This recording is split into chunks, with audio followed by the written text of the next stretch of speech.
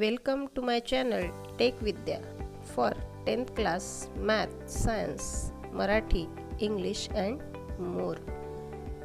Our today's topic is male reproductive system. We have seen female reproductive system and how embryo is formed by the union. This is the diagram of male reproductive system.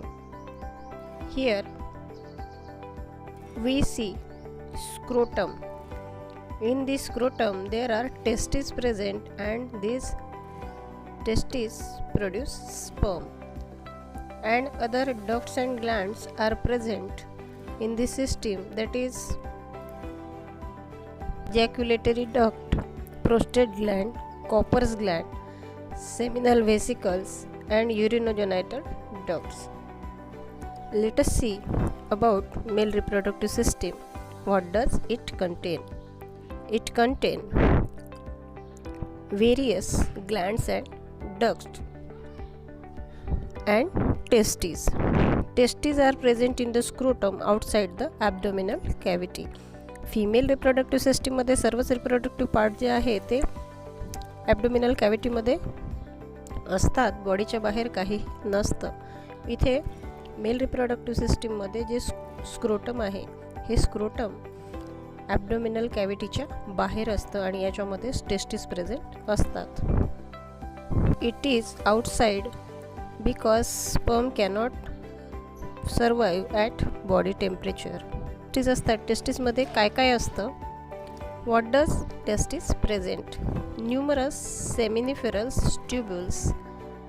Then germinal epithelium present in these tubules divide by meiosis to produce sperms.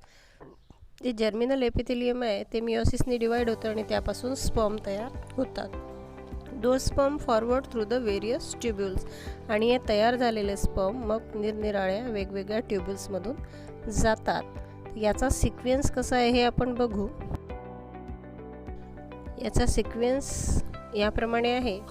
सुरुवातीला हे रेटी टेस्टिसमध्ये जातात. रेटी testis नंतर वास इफ्रन्स, नंतर एपिडिडायमिस. एपिडिडायमिस जे आहे ते आपल्याला दिसतं आहे या डायग्राममध्ये, परंतु वास इफ्रन्स आणि वास डिफरन्स हे दिसत नाही. ते मॅग्निफाय केलेल्या डायग्राममध्ये आपण चांगल्या प्रकारे पाहू शकतो. Then ejaculatory duct, vas difference, ejaculatory duct and urinogenital duct. All these parts can be seen in this diagram. Rete testis हा जो पार्ट आहे हा थोडा स्प्रिंग सारखा किंवा मॅगी सारखा आपण म्हणू, तो दिसतो, पाहायला तसा असतो, आणि त्यानंतर मग याचा जो प्रवास आहे तो या सिक्वेन्सने युरिनोजेनायटल डक्ट पर्यंत सुरू होतो. The sperms are pushed forward from one duct to next. They become mature and able to fertilize the ovum. आता हे स्पर्म जे आहे, आता आपण हा जो आतला भाग होता, आतला भाग आपण पाहिला की स्क्रोटम आहे. स्क्रोटममध्ये टेस्टिस आहे. टेस्टिसमध्ये मग आपण त्याचं जे मॅग्निफाय करून पाहिलं तर त्याच्यामध्ये रेटिटेस्टिस कुठे आहे, एपिडिडायमिस कुठे आहे, तर हा एपिडिडायमिस आहे. इथून मग हा जो स्पर्म आहे हा इथे ट्रॅव्हल होऊन अशा प्रकारे इथे रिलीज होतो. आता हा जसा जसा समोर समोर समोर समोर जातो तसा तसा हा मॅच्युअर होतो आणि त्याच्यामध्ये कॅपॅसिटी येते ओवम फर्टिलाइज करण्याची. Seminal vesicles secrete their secretions in the ejaculatory duct. Here this is seminal vesicle.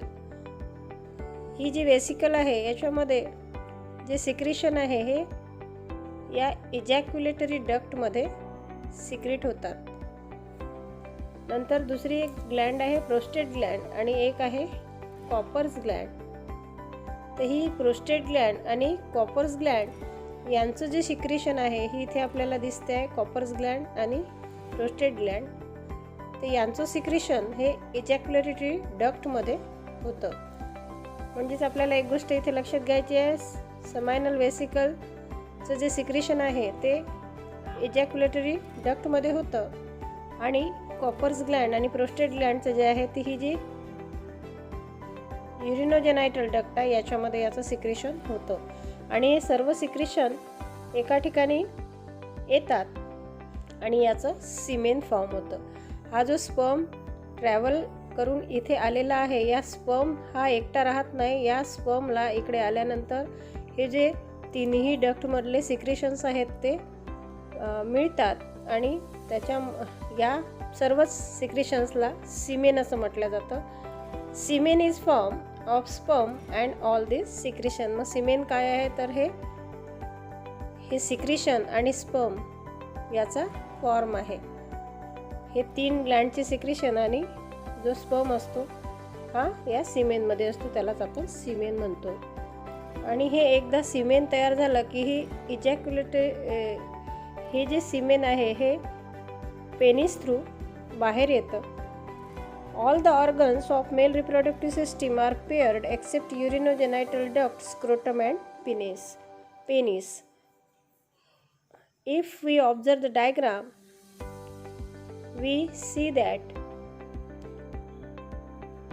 all the organs of male reproductive systems are paired. म्हणजे सर्व जे मेल रिप्रोडक्टिव्ह सिस्टीमचे ऑर्गन्स आहेत ते पेअर्ड आहेत, जोडी आहे. फक्त युरिनोजेनायटल डक्ट, स्क्रोटम आणि पेनिस यांची पेअर नाही. ही इथे एक वेगळी गोष्ट आहे फिमेल रिप्रोडक्टिव्ह सिस्टीमपेक्षा. आणि फिमेल रिप्रोडक्टिव्ह सिस्टीममध्ये सर्वच जे ऑर्गन्स आहेत रिप्रोडक्टिव्ह ऑर्गन्स ते शरीराच्या आतमध्ये असतात आणि इथे स्क्रोटम जो आहे तो बाहेर असतो, ज्याच्यामध्ये मेन स्पर्म फॉर्म होतात. यावर तुम्हाला लॉंग क्वेश्चन और डायग्राम आणि डायग्रामला लेबलिंग किंवा मग डिस्क्रिप्शन असा क्वेश्चन ॲक्टिव्हिटी सेटमध्ये विचारला जाऊ शकतो. Thanks for watching.